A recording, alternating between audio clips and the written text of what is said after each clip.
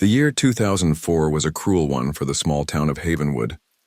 It was the year of the Great Emptiness, marked forever by the disappearance of Lily and Clara, two inseparable best friends, who had vanished from their high school one sun-drenched afternoon in October. They were just 14, full of the bright, noisy promise of youth. One minute they were there, laughing in the school courtyard. The next they were gone. The search was relentless.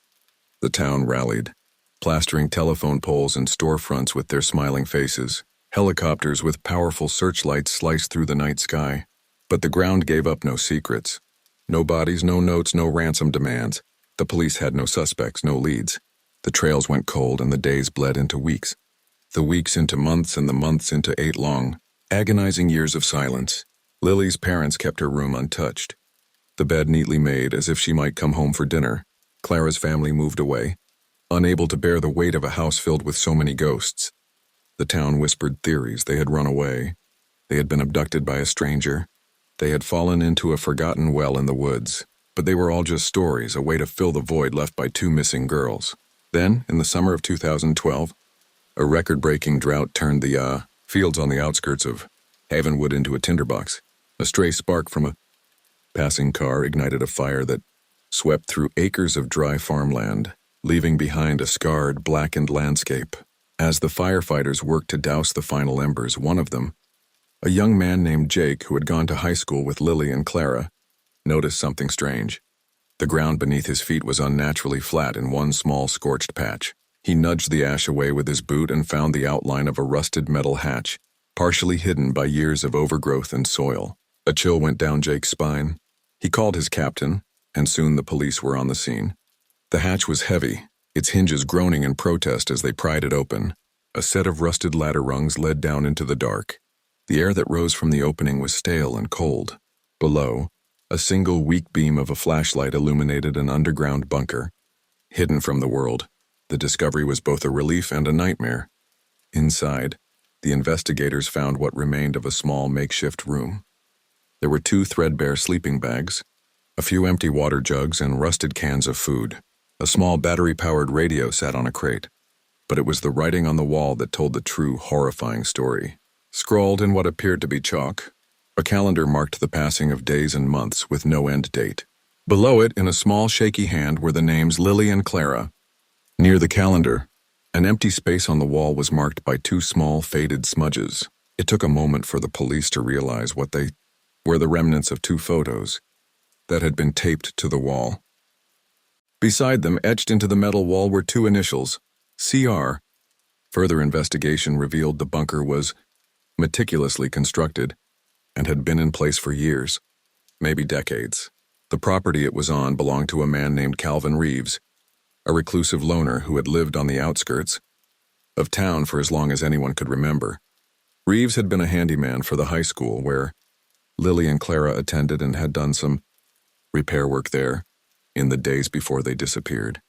The police had interviewed him at the time, but he had an alibi and nothing pointed to him. He had died 2 years after the girls vanished. A recluse to the end, his property left to his estranged nephew. The case was finally devastatingly closed. The evidence suggested that Reeves had used his access to the school to lure the girls away, perhaps under the pretense of showing them something cool on his property. He had kept them captive in the bunker. It was believed they had only survived for a short time, likely succumbing to starvation or dehydration after Reeves himself had died. The fact that their bodies were never found was a grim mercy, a final, unanswered question that would forever haunt their families. The small bunker, a tomb hidden in plain sight, was all that remained. The town of Havenwood was once again plunged into grief.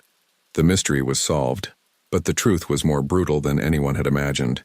The knowledge that the girls had been held so close yet so far away, for all those years, reopened the wounds of the past. The metal hatch became a morbid monument to 2 lives, stolen into the quiet darkness that had been living among them all along.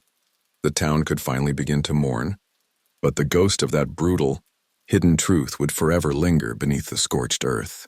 The summer of 2012 was no longer just hot. It was heavy. The town of Havenwood felt like a sealed jar, the air thick with unspoken truths and shared trauma. The initial shock of the discovery gave way to a wave of collective grief and an undercurrent of something darker, guilt. For 8 years, they had all driven past Calvin Reeves's property, a rusted mailbox and a sagging fence the only sign of life. They had dismissed him as that old hermit, a harmless eccentric who kept to himself. Now they saw him for what he was, a predator who had lived among them, his bunker tomb just a stone's throw from the highway, a silent monument to their collective blindness. For Lily's parents, the truth was a final, devastating blow. They had held on to a sliver of hope for so long, a fragile belief that their daughter might one day walk through their front door, a woman now with a story to tell. The police report, with its cold, sterile language, about evidence consistent with prolonged confinement and no remains, found shattered that hope. Lily's mother, a woman who had spent 8 years staring out her window, finally closed the curtains. Her husband, who had dutifully mowed the lawn and kept the house in perfect order, for his daughter's potential return, let the grass grow wild. They moved Lily's untouched belongings to the attic, finally acknowledging that she was gone. The empty space felt less like a waiting room and more like a final farewell. Clara's family, who had fled Havenwood years ago, was forced to confront their ghosts from a distance. The news arrived like a punch to the gut.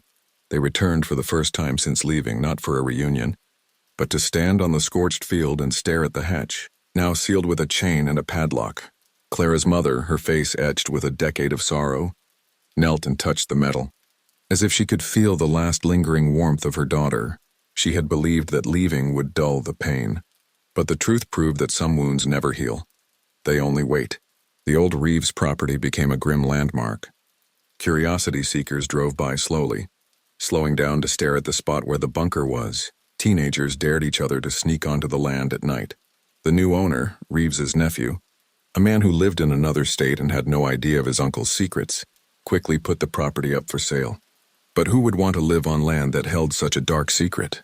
The house and the surrounding acres remained on the market, a stain on the landscape, a reminder of the evil that had been nurtured in the town's quiet shadows. The town itself began to change. The once trusting open community became more guarded.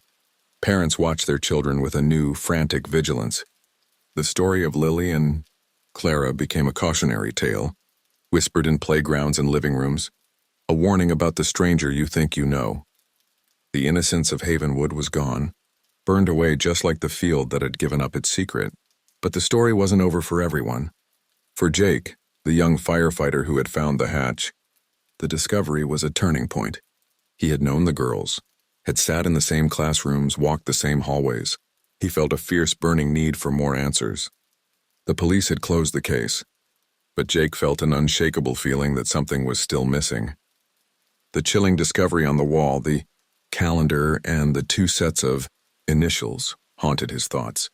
He began to do his own research, delving into old newspaper articles about the disappearance and even managing to access some of the redacted police reports through a friendly contact in the department.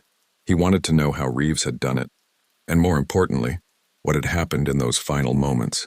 He felt he owed it to Lily and Clara to understand their story, not as a cold case file, but as the final chapter of 2 short, vibrant lives.